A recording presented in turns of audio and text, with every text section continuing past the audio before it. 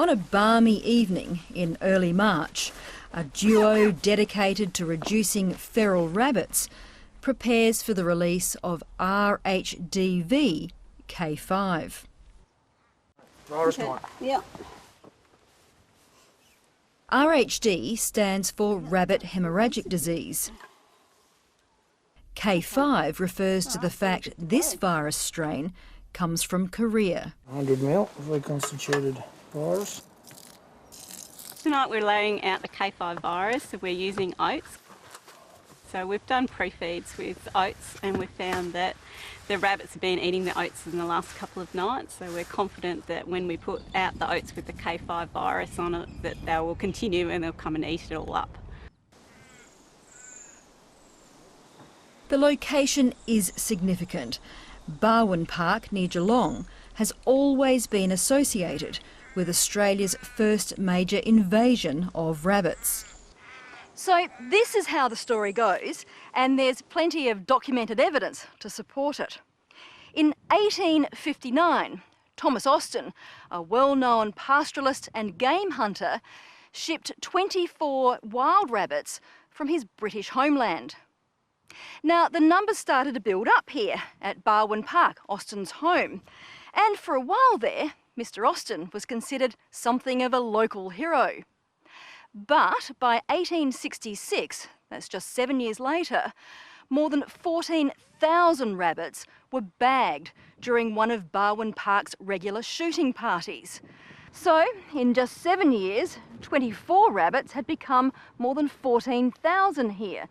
And local landholders were beginning to complain bitterly that rabbits were taking over their pastoral properties and eating their crops.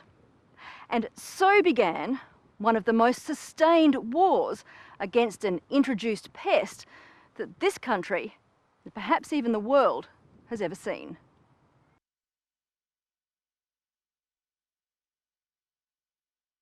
While Austin was blamed for the plague, in truth, rabbits were introduced by many settlers across the colonies. By the early part of last century, they'd become a national costly menace, denuding the landscape, even climbing trees when they'd chewed out the ground vegetation. Desperate measures were employed to control them as they drove farmers off their land and made wool production and agriculture unsustainable. The 1950s saw the first of the biological tools. Myxomatosis wasn't pretty, but it was effective in drastically reducing populations.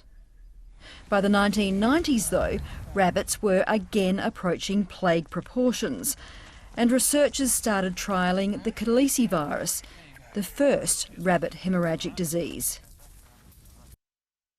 That virus escaped quarantine on South Australia's Wardang Island in 1995. Scientists are also saying that if the virus has spread beyond this quarantine area at Point Pearce, then there's literally no stopping it.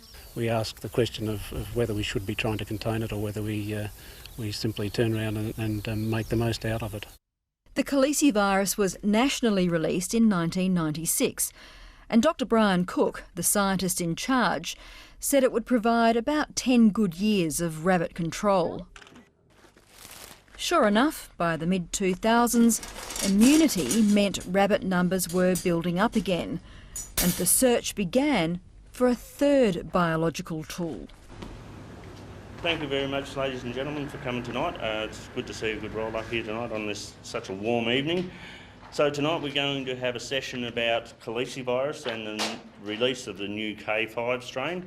For most of last year, Release National Coordinator Dr. Tanya Cox travelled rural Australia, speaking in clubs, town halls and pubs. What we're asking, and one of the main points of this, is we want you to be involved in the release. So what we can't do is what we did in 1995. We don't have the money and we don't have the people to do the work that was done in 1995. We can't track where it's going, we can't track how many rabbits it's killing and how fast it's moving without your help. In the first weeks of March this year, in the biggest ever case of citizen science, farmers, land managers and conservation groups started rolling out K5 across all states and territories. So we have over 600 community sites all over the country. So majority of those are in New South Wales and Victoria, but there's quite a few in Western Australia and then scattered through the middle and down into Tassie, and sites in Queensland as well. Victoria was blanketed with release sites. Community involvement has been key, according to Agriculture Victoria's John Matthews. With 1,000 expressions of interest nationwide and 355 of them coming from Victoria, we think that this has been an extremely successful process for Victoria. It's resulted in 150 release sites, which is about a quarter of the nationwide release sites.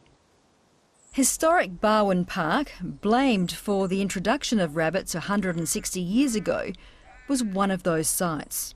Yeah, we feel very responsible that Barwon Park is sort of in our backyard, and so we thought it very fitting to go and partner with National Trust and release the K5 virus here. Leanne Rolfe is the Surf Coast Shire's Environment Officer, a region which covers farmland and part of the iconic Great Ocean Road. The majority of my phone calls and letters and emails that come into council are about rabbits.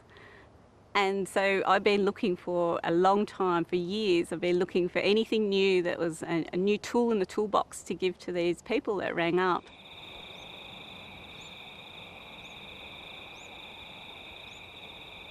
Before the virus was released, land managers were asked to spotlight count rabbits.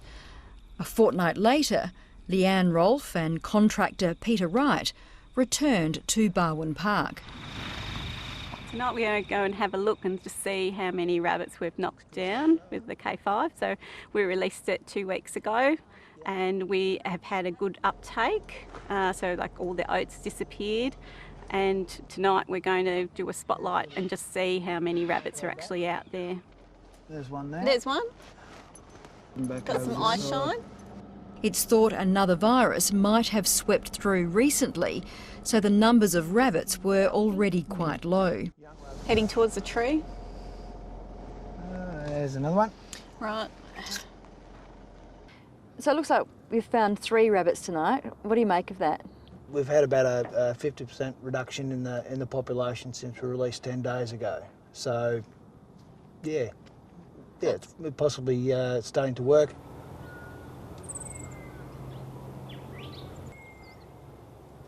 Okay, so we'll start from the top warren here and spread ourselves out over the hill and work our way down, and we'll go in the same pattern that we did when we laid the carrot out, searching for dead rabbits. Let's go. Okay. Along with the community-based release locations, the RHD team has also been monitoring 18 long-term research sites. This is one of them, a lamb and beef property near Orange in New South Wales. Rabbits have really made themselves at home in the gully, where it's been difficult to rip warrens. The K5 virus was released here in the first week of March, and now the team is looking for evidence it's done the job. So this is commonly what we find when we're looking for rabbits that have died from RHD. Quite often predators get to them before we do. So this is why a lot of people won't find dead rabbits, is because this happens. So landholders shouldn't be too disheartened if they don't find dead rabbits in the next few weeks? No, it all depends on how many individuals in the population are susceptible, and we know at this site susceptibility is low. It's only about 20%, and we're not going to see 1996 again. We're not going to see hundreds of rabbits dead over the landscape because the population isn't naive to this virus anymore. So this is why we also collect flies, so that we can pick it up. Flies are easier to catch than it is to find dead rabbits. It's now known flies carry the virus from infected dead rabbits. That's how the first Khaleesi virus escaped an island quarantine, although it wasn't understood at the time. The flies Emma Sawyers collects at the monitoring site are bagged up and sent off for analysis. If the insects test positive for K5, then it's a sure sign nearby rabbits have died. Well, the flies are one of the main vectors that enable distance transmission between populations of rabbits that are not directly connected. And by sampling flies, we will get a much better understanding how the virus spreads through the landscape. At the CSIRO in Canberra, it's not just flies that are analysed. This is the lead agency testing dead rabbits too. So this is the first rabbit that was found in the ACT near Mulligan's Flat, which was one of the release sites here. It was handed in today, and the virus was released there about 2 days ago. So this Virologist Dr Tanya Strive takes a small liver sample. The tissue is minced and the RNA, the nucleic acid, extracted. While the tissue will be kept for further detailed analysis, the initial quick test requires it being run through an assay that can detect all the different strains of RHD that are circulating in Australia. Right, so results are in. This is a very simple test that can tell us in one reaction which virus strain the rabbit died from. In the first lane here, that's the rabbit we analysed this morning, and indeed that shows that this rabbit actually did die from K5. Okay, so the first confirmed case of K5 in Australia. Yep, that's right. Since filming, dead rabbits have been found near release sites in every mainland state. 80 have been tested. Just over half of them were positive to the new K5 strain. The information is updated on the Feral Scan website. This is where everyday technology connects land managers with researchers. Peter, can you talk us through rabbit scan? Peter West is responsible for wrangling the rabbit data that comes into the website via an app, a phone and tablet application that can be used easily by farmers and other land managers in the field. So Rabbit Scan can be used to record rabbit activity, so rabbit warrens, where people are doing control work, even sightings of rabbits. And the other element is the capacity for people to report disease. So if they're seeing disease-affected rabbits, they can use this app to record that. If a dead rabbit is reported, Dr Tanya Cox can be asked to send out one of these sampling kits. The reporting land manager takes a slice of the dead animal's liver or leg bone and sends the samples to the CSIRO.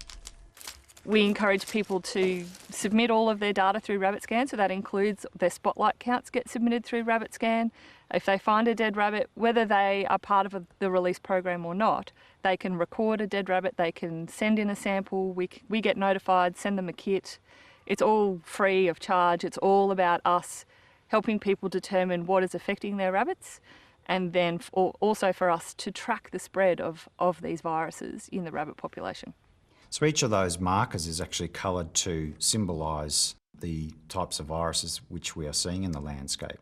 We're seeing some of the previously distributed virus, including the Chinese and Czech strain of RHDV. We're also seeing information here about myxomatosis, which is still prevalent in rabbit populations after all this time.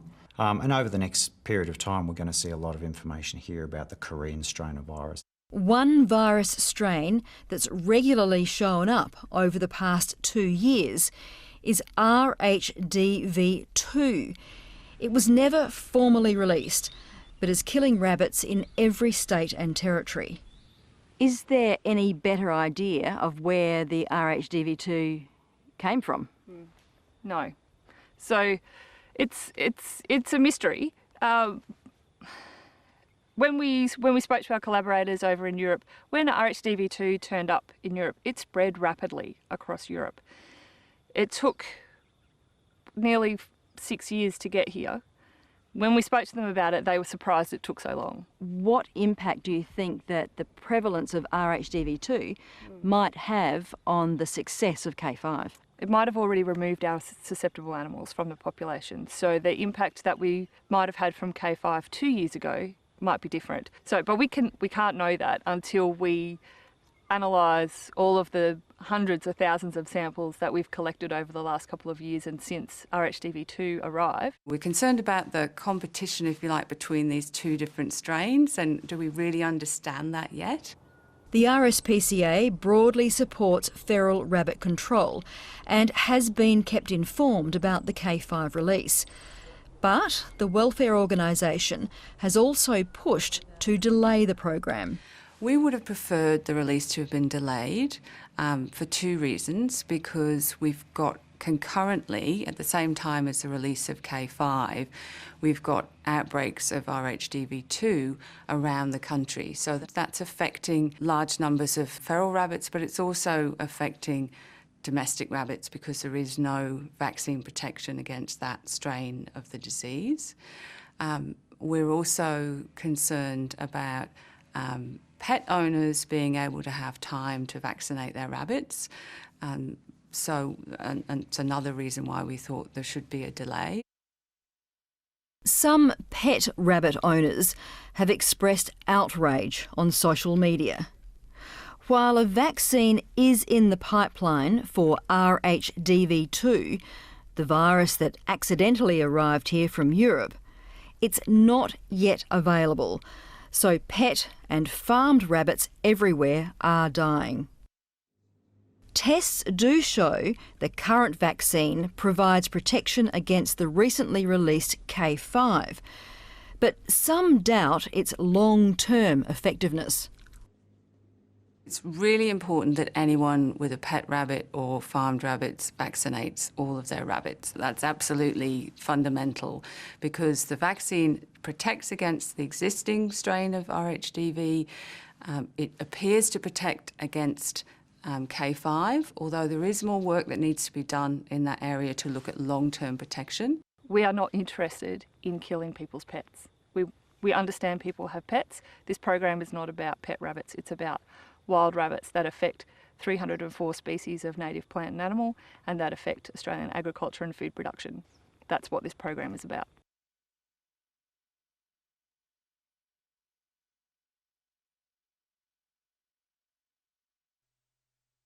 Thackaringa Station, near Broken Hill, is a classic example of the impact of feral rabbits on native plants and animals and agriculture.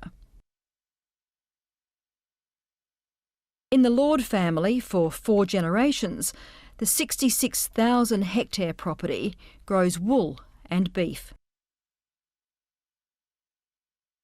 The rusting remnants of a century-old rabbit fence serve as a reminder of a desperate and futile attempt to keep the animals out. I first visited Thackaringa in 1995. David Lord was exasperated at the damage rabbits were causing. Yeah, there's plenty of activity here. As you can see, they're cleaning the burrows out, they're breeding again, there's fur on the ground. Very, very active burrows here. There's probably going to be 50 rabbits on this warren. Within weeks, the first calicivirus swept through Thackaringa, drastically reducing the rabbit numbers, allowing vegetation renewal. Well, here we are a year later, David. Since then, the RCD, rabbit calicivirus, has gone through your property. Now, this is an active warren. Has RCD worked? Absolutely, yes. There's up to 5, we've seen 5 rabbits here. There would be between 30 and 50 otherwise. Over the following decade, Landline checked in on Thackaringa another couple of times. In the meantime, David Lord ripped an astounding 28,000 warrens. 3 weeks ago, I returned to the Outback Station, almost unrecognisable for its cover of native saltbush and bluebush. So where are you taking me? This is the warren where we found the first RC rabbit that died of RCD in 1995, the first confirmed case. It's a lot more vegetation than I remember. Yeah, it's huge. We were losing 28 tonnes of vegetation per day prior to the ripping program. And that has obviously serious production issues for us, but also on a landscape scale, massive environmental issues. And, climate change as well. Because that 28 tonnes of vegetation that's lost every day off Thackaringa would be sequestering carbon. He finds a recently reopened warren, although there are no signs of inhabitants. He's seen just 6 live rabbits in the past year. And I've noticed a couple of sites like this around the place, and I think that RHDV2 got here just in time because there's no activity now. As chairman of a wool industry rabbit advisory panel, David Lord has long been at the forefront of rabbit control, maintaining it takes less than 1 per hectare to cause environmental damage.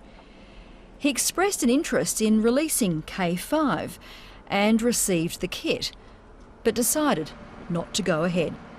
We decided not to buy, well, we just can't. We don't have any rabbits to release it with. So Grant Davis, the ranger, and I said, well, you know, let's leave it till August and see what happens then. The message is a once-in-a-generation biological control, along with a dogged persistence to destroy warrens, pays off. Now's the time not to take your foot off the pedal. Now's the time to really go hard.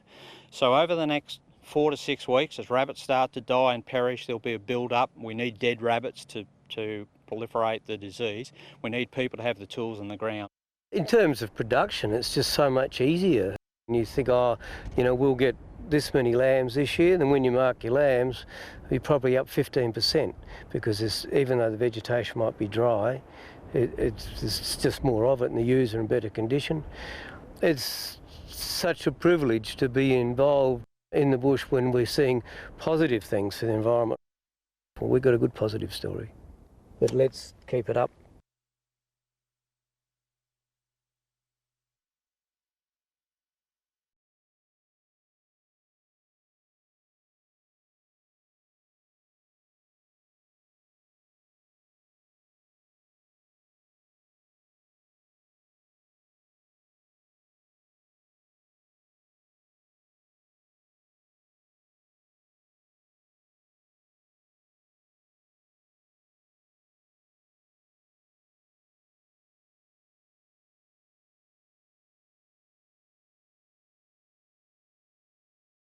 In this secluded valley deep in Western Australia's south coast forest country lies a secret ingredient behind one of Australia's finest